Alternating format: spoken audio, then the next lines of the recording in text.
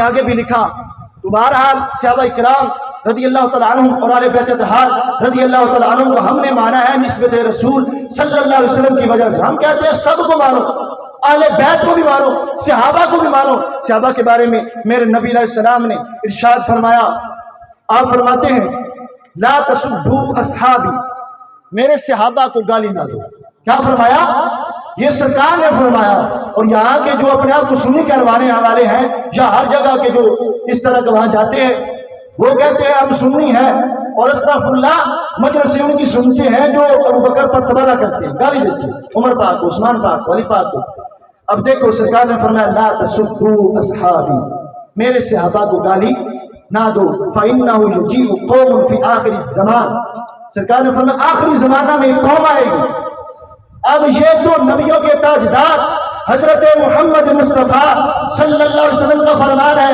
اگر ہم حدیث پڑھے لوگ ہمیں دہشت گرد کہے وہ جھوٹے ہیں، ہم حدیث پڑھے وہ ہمیں فتنہ پرور کہے وہ بدبخت خود جھوٹے ہیں، خود دین میں فتنہ ہے.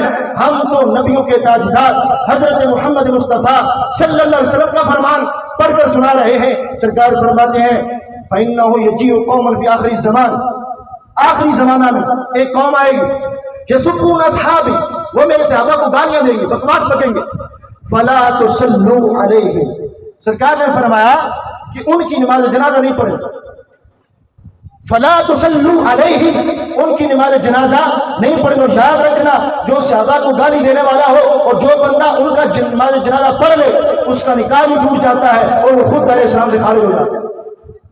پھر سرکار نے فرمایا ولا تصلوا معهم، اور ان کے ساتھ نماز نہیں پڑھنی. ولا تناکحوہم، ان کے ساتھ نکاح نہیں کرنا، شادی بیاہ نہیں کرنا.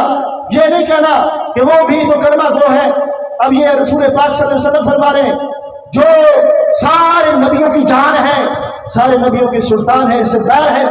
آپ فرما رہے ہیں ولا تناکحوہم، ان کے ساتھ نکاح نہیں کرنا، شادی بیاہ نہیں کرنا. پھر فرمایا ولا تجالسوہم، ان کے جلسوں میں نہیں جانا. ولا تجالسوہم، ان کے جلسوں میں نہیں جانا. پھر فرمایا وَإِن مَرَضُوا فَلَا تَعُودُوهُمْ، اور اگر وہ بیمار ہو جائیں تو انہیں پوچھنے نہیں جانا. یہاں لوگ استغفر اللہ ان کو سید مانتے.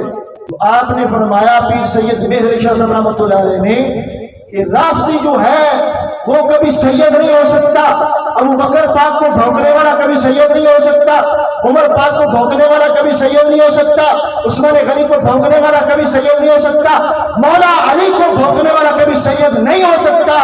سید وہی ہو سکتا ہے کہ جو صحابہ کو بھی مانے، اہل بیت کو بھی مانے، وہ پکا سید ہے. ہم اس سید کو مانتے ہیں، لہذا ہم کسی اس طرح کے سید کو نہیں مانتے کہ جو صحابہ رضی اللہ تعالیٰ عنہم پر تبرہ کر رہا ہو.